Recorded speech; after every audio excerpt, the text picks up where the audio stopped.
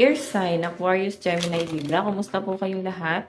Okay, so ear sign, maraming salamat po sa walang sawang pagsubaybay sa ating mga reading.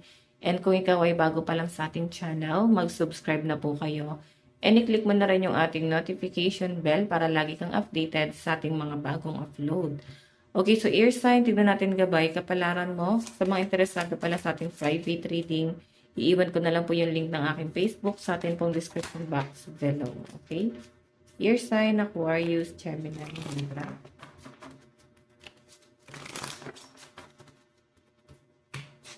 Okay.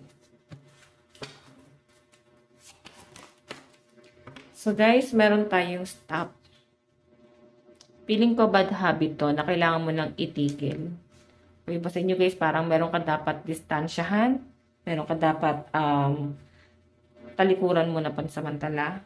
So, matuto kayo guys tumanggi, lalo na kung tingin mo is naabuso ka na or sobra na yung mga ginagawa mo.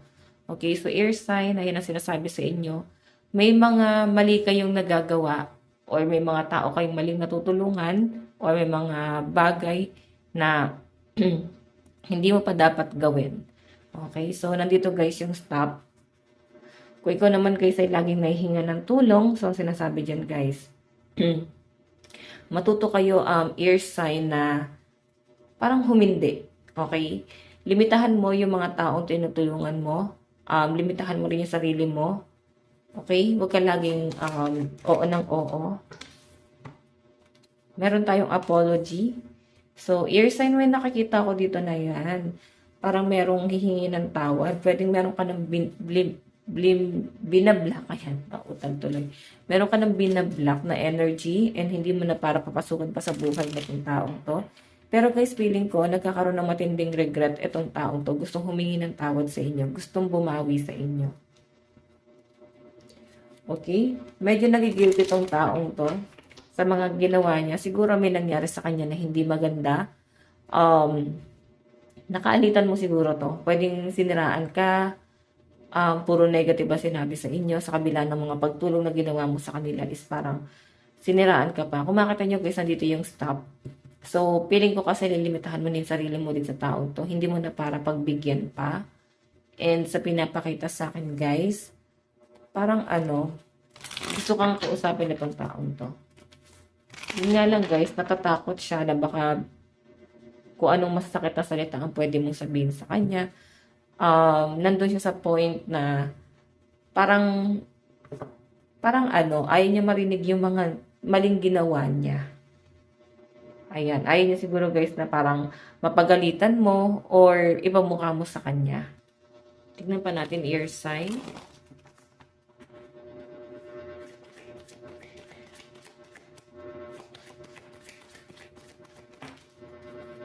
Okay.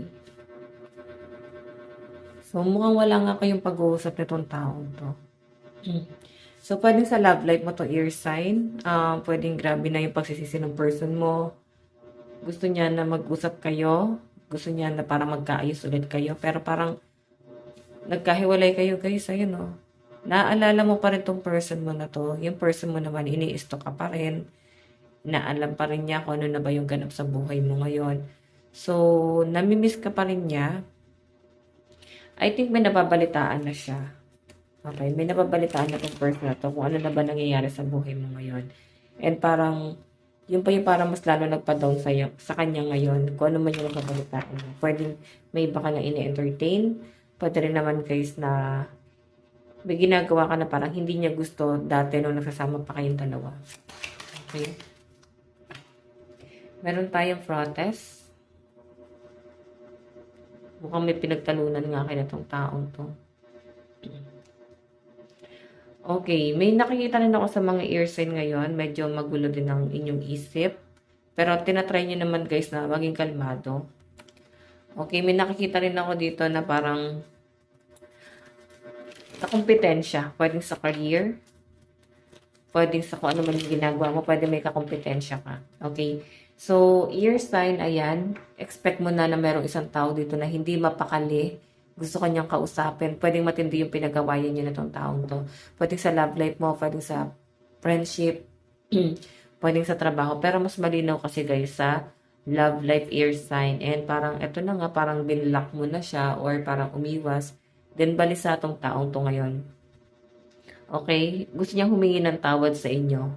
Gusto niya na parang ikaw yung maghabol sa kanya nung una, pero I think hindi nangyari yon. Okay? Kaya yun yung isa sa mga nagiging regret niya, na parang hindi nangyari. Okay? Na parang nabully pa siya. Feeling niya, kahihiyan yung mga nangyari sa kanya. Okay? Parang grabe yung pagsisisi na tong taong to. Tignan pa natin ano tong stop. Ano tong stop? Meron tayong Page of Cups. Naku, iniisip-isip ka nga, guys. Mahal ka pa na tong taong to, oh. Nagkaroon ng suicidal thoughts tong taong to. I think, nahirapan ka rin na makarecover sa relationship ng dalawa noon. Pero I think kayo mas okay ka na. Tignan pa natin lang itong apology. Ano itong apology?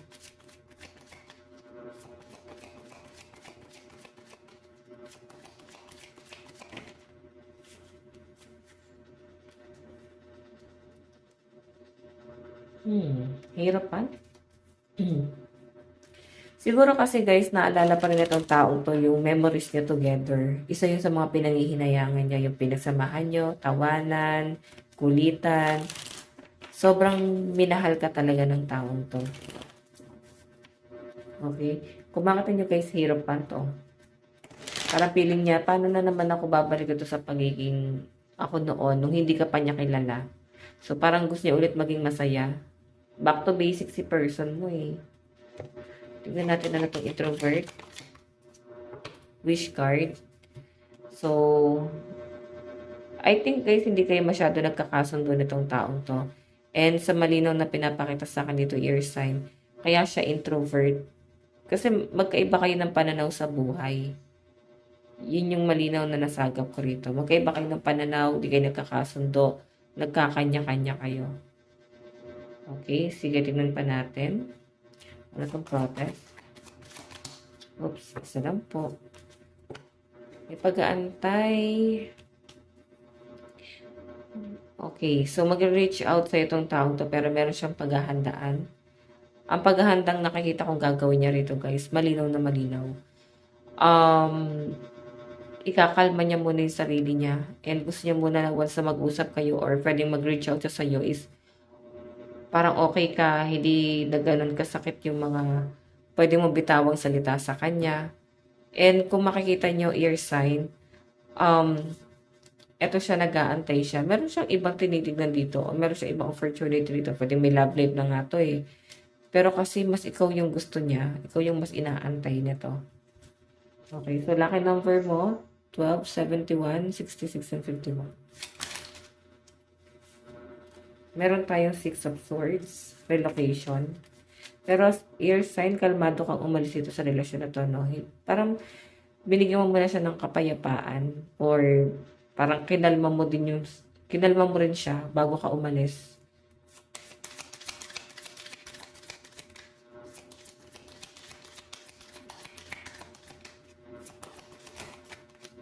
Okay. Meron tayong Knight of Wands. Ako. Feeling ko mahal mo pa rin tong taong to. Pero kasi ang hirap kasi ng sitwasyon nyo eh. Meron tayong Ace of Wands. So parang mas meron kang pinufurso dito. Feeling ko career mo. Okay, mas importante itong ambition mo eh.